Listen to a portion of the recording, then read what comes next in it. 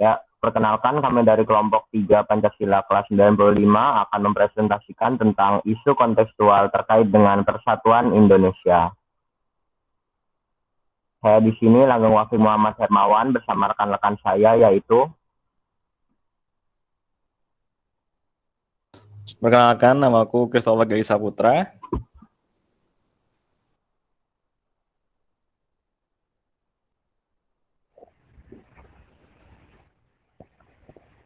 Perkenalkan, nama saya Elsa Miranda. Perkenalkan, nama saya Iqbal Iriawan. Perkenalkan, nama saya Juta Maharani. Saya Mahfiratul Hikmah. Nama saya Rizky Sandi Kurniadi. Nama saya Mikael Bagaslama.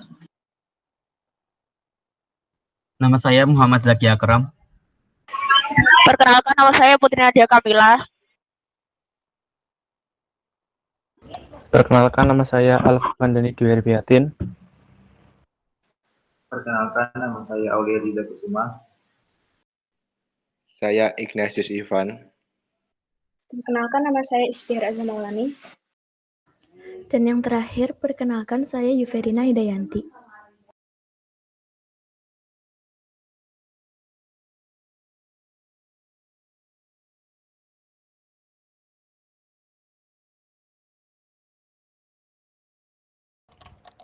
Yang pertama, kita akan membahas hakikat tentang sila persatuan Pancasila. Yang pertama, Indonesia terdiri dari berbagai macam budaya, ras, dan agama. Dengan kondisi tersebut, bangsa Indonesia memerlukan persatuan dan kesatuan dari berbagai agama, ras, suku, bahasa, dan budaya, agar tidak timbul perpecah belahan di antara mereka. Setelah itu, latar belakang sila persatuan Indonesia yang kedua yaitu sejarah perjuangan bangsa Indonesia dalam mencapai kemerdekaan memerlukan persatuan dan kesatuan. Dalam memperoleh kemerdekaan, semua rakyat atau pejuang dari seluruh Indonesia bersatu untuk melawan penjajah. Peristiwa Sumpah Pemuda 1928 yang membuat pejuang-pejuang bersatu untuk melawan penjajah. Next. Kemudian, sila ketiga Pancasila yang berbunyi Persatuan Indonesia ini memiliki maksud untuk mengutamakan persatuan dan kesatuan dan kerukunan seluruh rakyat Indonesia yang terdiri atas berbagai agama, suku, bahasa, dan budaya. Tujuannya yaitu Bhinneka Tunggal Ika, meski berbeda-beda tetapi tetap satu. Sila ini diharapkan dapat menanamkan rasa cinta tanah air dan rela mengorbankan kepentingan pribadi serta golongannya demi kepentingan negara Indonesia. Next.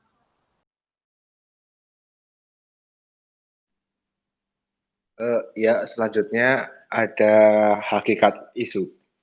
Seperti yang kita tahu, walau kita Indonesia sudah menganut sila ketiga, namun kita tidak terlepas dari hakikat-hakikat isu yang ada. Mengapa demikian? Karena manusia Indonesia kontemporer abad 21 dirasakan sudah tidak menjadi penikmat akan kesakralan nilai-nilai luhur Pancasila. Minimnya pengetahuan mereka ditunjang lagi dengan minimnya kesadaran moralitas pemangku jabatan pemerintahan Indonesia untuk membudayakan kembali nilai-nilai luhur tersebut menjadi kausa baru dalam babak Indonesia yang kini hanya terlihat menempatkan ideologi Pancasila sebagai sebuah nama tanpa makna.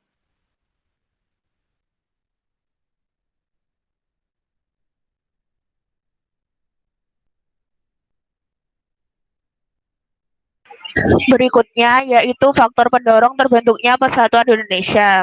Next. Yang pertama ada Pancasila. Sebagai yang kita ketahui, Pancasila merupakan salah satu dasar negara Indonesia yang memiliki 5 sila dan setiap nilai-nilainya tidak memihak kepada satu bangsa, agama, budaya, bahasa, dan sebagainya. Sehingga Pancasila ini sendiri sangat cocok apabila masuk ke dalam faktor pendorong persatuan Indonesia. Next. Selanjutnya yaitu Sumpah Pemuda. Sumpah Pemuda diikrarkan pada tanggal 28 Oktober 1928. Nah, Sumpah Pemuda merupakan sumpah yang menunjukkan tekad seluruh pemuda Indonesia yang merupakan unsur utama perjuangan bangsa melawan penjajah demi mempersatukan seluruh rakyat Indonesia dalam perjuangan meraih kemerdekaan. Dalam isi rumusan Sumpah Pemuda sendiri terkandung nilai utama, yaitu satu tanah air, satu bangsa, dan satu bahasa, yakni bahasa Indonesia. Sumpah Pemuda menjadi sangat penting di tengah gempuran berbagai isu yang dapat memecah belah persatuan dan kesatuan bangsa. Next. Selanjutnya adalah Bhinneka Tunggal Ika. Kenapa bangsa Indonesia memerlukan sebuah yang Bhinneka Tunggal Ika? Tentu saja hal ini dilatar belakangi karena negara Indonesia memiliki beragam suku, bangsa, budaya, bahasa, dan agama. Bhinneka Tunggal Ika itu sendiri artinya adalah walaupun berbeda-beda tapi tetap satu jua, yang dimana mencerminkan tentang keberagaman negara Indonesia. Jadi walaupun Indonesia merupakan negara majemuk dan multikultural, bangsa Indonesia tidak terpecah belah, tetapi tetap satu demi keutuhan NKRI. Lanjut. Yang keempat, ada rasa semangat kebersamaan. Semangat kebersamaan ini ditularkan melalui Sumpah Pemuda yang sebagai nilai kedua faktor mendorong dari persatuan Indonesia. Rasa kesadaran untuk bersatu akan mendorong persatuan dan kesatuan bangsa. Semangat kebersamaan direalisasikan sebagai ketika bergotong royong, sadar terhadap anggota masyarakat serta toleransi keagamaan. Next.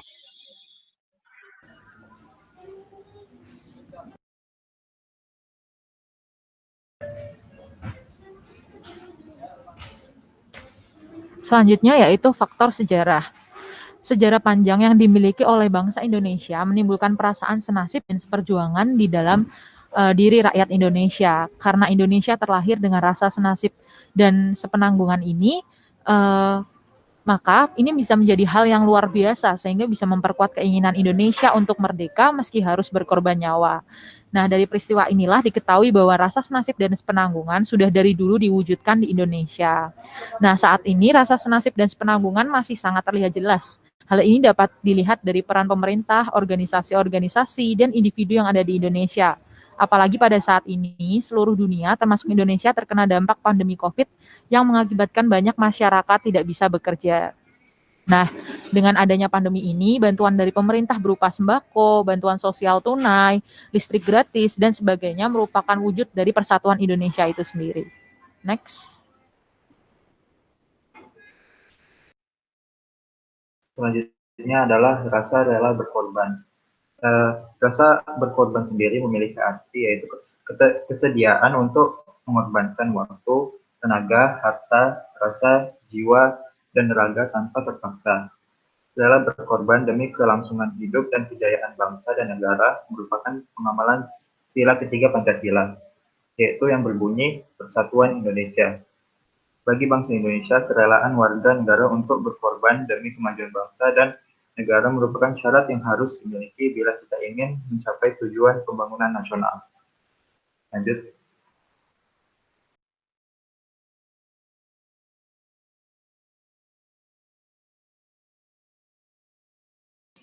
Oke, selanjutnya yaitu pengamalan sila ketiga Pancasila. Lanjut. Sila ketiga Pancasila yakni Persatuan Indonesia menyatakan bahwa warga negara Indonesia mengedepankan persatuan, kesatuan, dan kepentingan bangsa daripada kepentingan pribadi atau golongan berdasarkan prinsip Bhinneka Tunggal Ika. Hal ini berarti setiap WNI rela mengedepankan kepentingan umum yang dilandasi Bhinneka Tunggal Ika, yakni berbeda-beda tetapi tetap satu.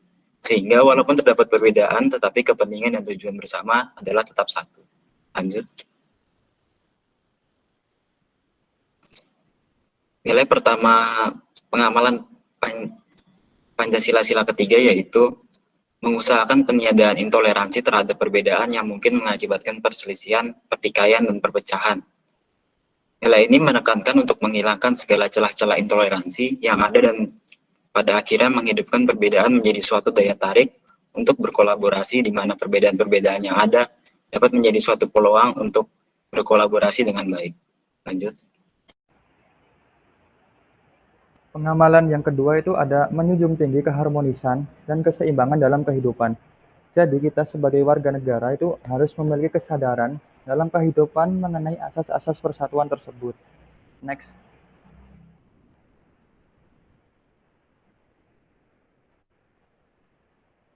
Selanjutnya, kita turut berperan aktif di masyarakat dengan mengedepankan kepentingan bersama daripada kepentingan pribadi ataupun golongan. Jadi berperan demi kepentingan bersama ini contohnya bisa mengikuti kegiatan gotong royong, terus berempati terhadap pribadi lain lingkungan sekitar, dan juga mengikuti kegiatan-kegiatan kemasyarakatan di lingkungannya. Next.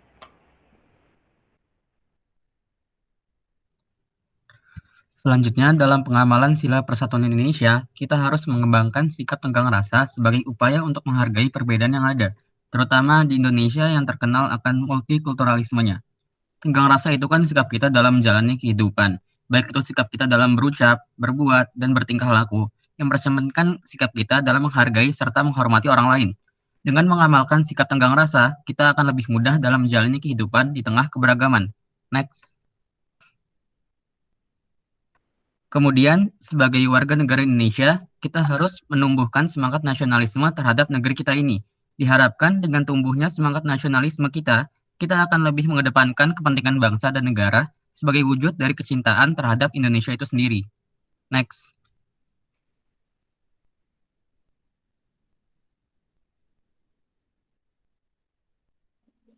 Pembahasan selanjutnya adalah bukti konkret terkait persatuan Indonesia.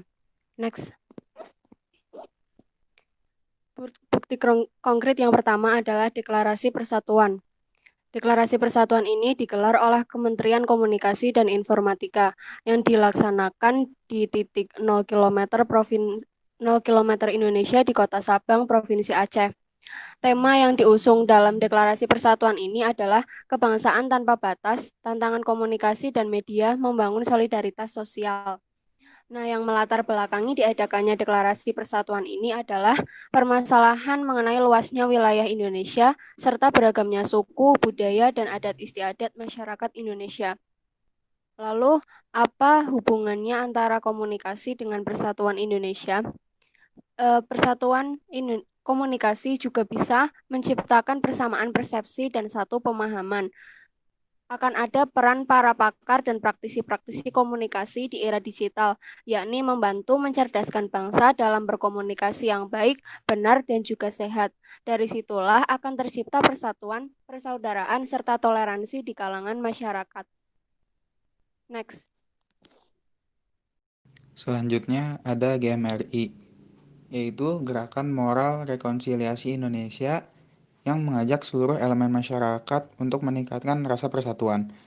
Gerakan ini mencoba merangkul semua pihak tanpa membedakan suku, agama, dan ras. Selanjutnya adalah Monumen Puja Mandala. Monumen Puja Mandala ini adalah monumen yang didirikan pada tahun 1994 di daerah elit pariwisata Bali Nusa Dua dengan konsep pemersatu keragaman. Puja Mandala ini berdiri dari 5 rumah ibadah dari 5 agama yang diakui di Indonesia, yaitu Masjid Hindu Batuta, Gereja Katolik Bunda Maria Segala Bangsa, Gereja Protestan Bukit Doa, Wihara Budi Naguna, dan Pura Jagannatha. Monumen Puja Mandala ini menggambarkan bahwa di tengah konflik yang mengambang-ambingkan agama di sejumlah daerah di tanah air, Puja Mandala dapat menjadi panutan di mana terjalin kerukunan antara umat beragama secara nyata dan dapat dilihat di Puja Mandala ini. Puja Mandala juga menggambarkan bahwa keberagaman dan interaksi antar umat dari 5 agama yang diakui di Indonesia, dan juga menjadi cermin bahwa tidak seharusnya agama menjadi tameng demi kepentingan tertentu. Seperti itu. Next. Selanjutnya ada Gerakan Peduli Sehat yang dilakukan oleh Rumah Zakat dan Peduli Sehat berbagi makan ke petugas Pakam. Rumah Zakat dan Peduli Sehat ini membagikan 180 paket makanan yang terdiri dari nasi, buah, dan air mineral diberikan selama 3 hari kepada seluruh petugas pemakaman yang ada di TPU Tegal Alur. Aksi ini menggambarkan pengamalan di mana kita harus rela berkorban demi negara dan persatuan Indonesia. Kita bisa melihatnya dari persepsi Rumah Zakat dan Peduli Sehat yang rela berkorban untuk mendonasikan apa yang mereka miliki kepada petugas-petugas PPU di Tegal Alur tersebut. Next.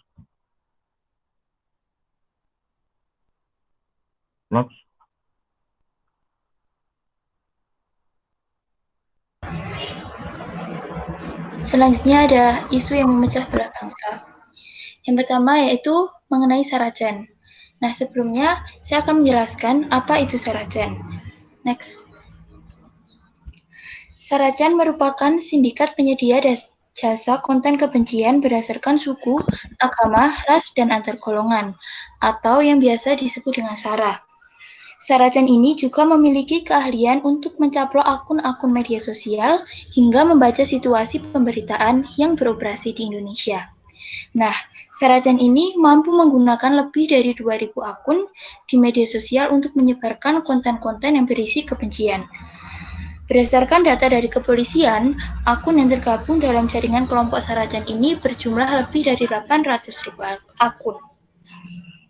Mereka melakukan ini semata-mata untuk kegiatan ekonomi.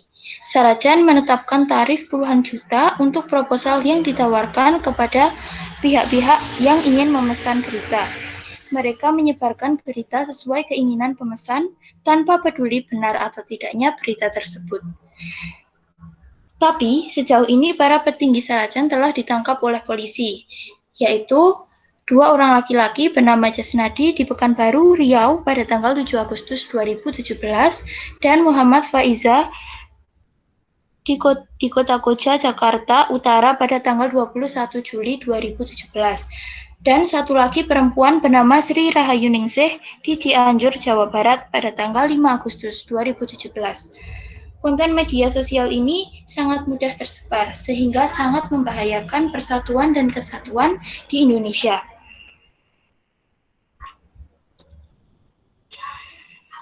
Dengan adanya kejadian seperti ini, ditakutkan akan berpotensi menimbulkan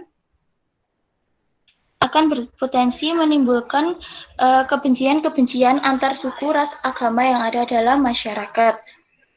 Maka dari itu, sebisa mungkin kita harus bisa menyaring berita-berita, terutama yang tidak dapat dipertanggungjawabkan kebenarannya, agar tidak disebarluaskan, sehingga kita dapat mengurangi rasa-rasa kebencian yang tersebar di masyarakat akibat berita-berita yang tidak benar tersebut, sehingga persatuan dan persatuan bangsa dapat tetap terjaga. Next.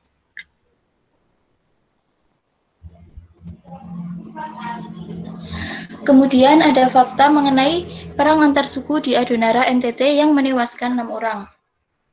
Penyebab utama dari perang antar suku ini adalah sengketa tanah di kebun Wulan Utara, Flores Timur, NTT. Lanjut.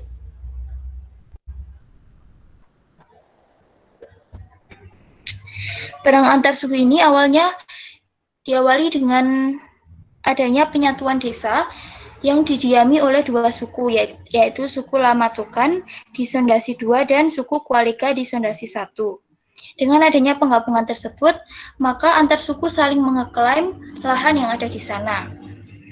Sebenarnya sudah beberapa kali difasilitasi oleh pemerintah dan kepolisian untuk menyelesaikan masalah ini.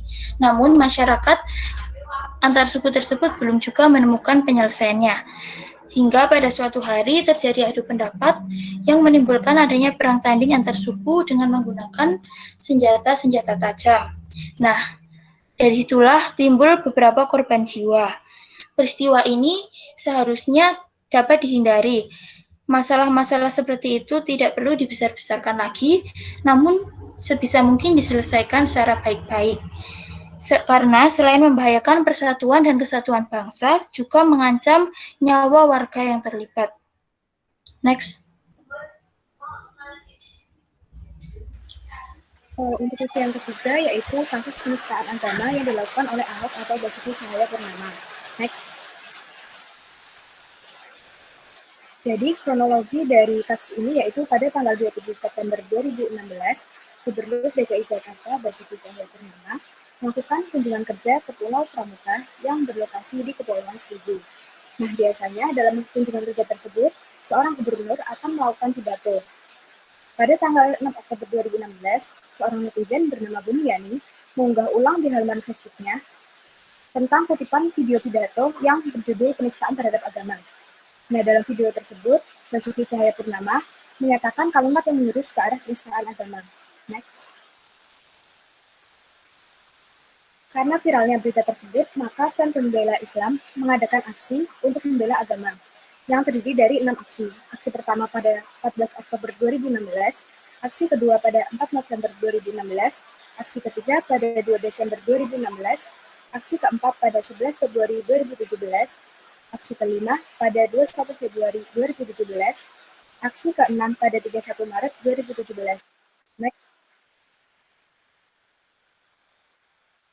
Nah, penyelesaian dari kasus ini adalah Ahok divonis 2 tahun penjara karena terbukti bersalah melakukan penodaan agama atas pernyataan Surat Al-Maidah ayat 51 pada saat ia melakukan kunjungan kerja ke Kepulauan Seribu. Selama menjalani pemidanaan ini, Basuki mendapat remisi atau pengurangan masa hukuman total yaitu 3 bulan 16 hari. Next. Nah, untuk kasus selanjutnya yaitu adanya Sunda Empire. Nah, kemunculan Sunda Empire ini pada awal Januari 2020 sempat mengembarkan Indonesia. 3 petinggi yang menjadi tersangka penyebaran berita bohong, diantaranya Nasri Banks sebagai Perdana Menteri, Raden Ratnaningrum sebagai Ratu Ageng, dan Ki Ageng Ranggasana sebagai Sekretaris Jenderal. Atas perbuatannya, ketiga tersangka petinggi Sunda Empire dijerat pasal berlapis dengan ancaman hukuman maksimal 10 tahun penjara. Next. Oke, untuk kasus selanjutnya, ini kalau teman-teman masih ingat di tahun lalu itu di saat awal-awal tahun ada sosok ibu-ibu yang pas itu cukup heboh karena dia tuh memprotes suara toa masjid yang terlalu besar, gitu. Dan yang akhirnya dikaitkan dengan isu intoleransi. Gitu. Tapi sebelum kita berspekulasi lebih jauh lagi, ada baiknya kita memahami dulu apa sih sebenarnya yang terjadi waktu kasus ini. Next. Jadi pada mulanya, awalnya itu, untuk latar belakang ceritanya itu, masjid yang bernama Al-Maksum yang terletak di Sumatera Utara itu terletaknya hanya beberapa blok di dekatnya rumahnya Ibu Meliana ini. Dan pas itu dia menyampaikan komplainnya nggak langsung ke masjidnya, tapi dia tuh ngomong dulu sama tetangganya pas lagi ketemuan, dia bilang, "Bu, kok ini masjidnya suaranya agak terlalu besar ya? Tolong disampaikan dong ke masjidnya," gitu. Akhirnya dengan perantara tetangganya ini, nah habis itu tetangganya itu langsung menyampaikan ke masjidnya, dan malam itu juga pengurus masjidnya itu datang ke rumah Meliana.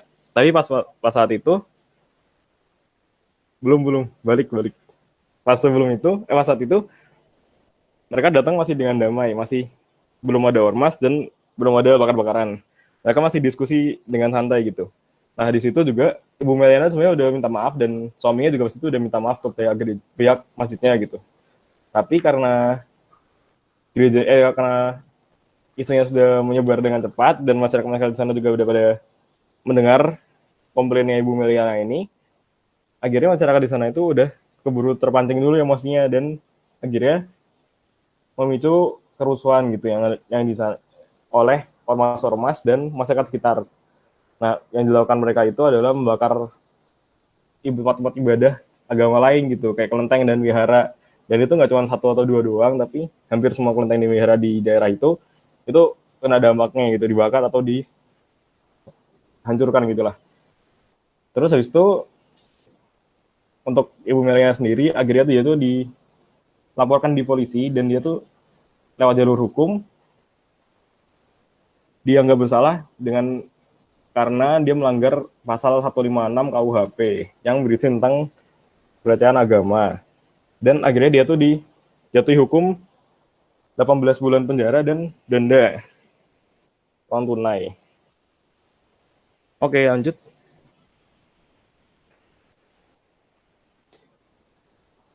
Nah, jadi untuk kasus selanjutnya ada namanya serangan Aceh Singkil. Untuk yang ini itu kasusnya sudah terjadi di sekitar 5 tahun yang lalu. Nah, di sini itu ada di Aceh itu ada beberapa gereja yang dibakar dan digusur. Gak cuma gereja ini doang, tapi gereja ini sebagai gereja yang ikonik gitu untuk peristiwa ini. Jadi di gereja ini saat dibakar, itu mengakibatkan 1 orang tewas dan 4 orang luka-luka gitu. Karena itu kejadiannya tepat setelah misanya itu selesai.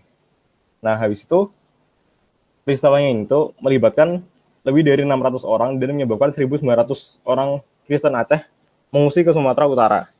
Nah, mereka ini membakarnya itu nggak cuman lebih menyedihkan lagi, mereka tuh membakar nggak cuman dari masyarakat atau ormas, tapi juga pihak kepolisiannya juga, Satpol PP-nya juga ikut menggusur itu. Oke, next. Nah, terus sebenarnya kenapa sih gitu? Kenapa sih gereja bisa dibakar dan sampai libatkan pemerintahan juga? Jadi sebenarnya mereka itu membakar itu karena pada saat itu gereja yang punya izin itu hanya 1 dan 4 umbul-umbul. 4 umbul-umbul itu seperti tenda yang digunakan untuk ibadah juga, tapi lebih kecil daripada gereja gitu. Jadi yang mendapatkan izin itu cuma 1 gereja dan 4 umbul-umbul. Dan itu juga izinnya sudah dari masa kolonial Belanda. Nah, karena masyarakat Kristen terus bertambah, tapi izinnya juga nggak keluar-keluar, sampai kayak izin MB-nya itu dengar-dengar agak susah gitu, dan sampai keluar itu baru berpuluh-puluh tahun setelah itu. Makanya akhirnya mereka berinisiatif buat membangun gereja sendiri, dan pada waktu 5 tahun lalu ini udah ada 24 gereja yang dibangun tanpa perizinan dari pemerintahan setempat gitu. Nah, pas ketahuan ini, pas masyarakat sekitarnya tahu, masyarakat sekitar tuh jadi marah dan apa ya, kok kayak masyarakat Kristennya ini kok seenaknya sendiri bangun-bangun gereja padahal nggak ada izinnya gitu kan. Akhirnya mereka diskusi, nggak tahu sih diskusi atau enggak, tapi akhirnya keputusan akhirnya yang gereja yang tetap akan berdiri hanya dibolehkan sebanyak 12 dan yang lainnya dibakar atau dihancurkan. Salah satunya adalah gereja yang ini tadi, itu yang ikonik tadi itu. Nah, akhirnya apa sih dampak dari pembakaran dan penggusuran gereja ini? Oke, next.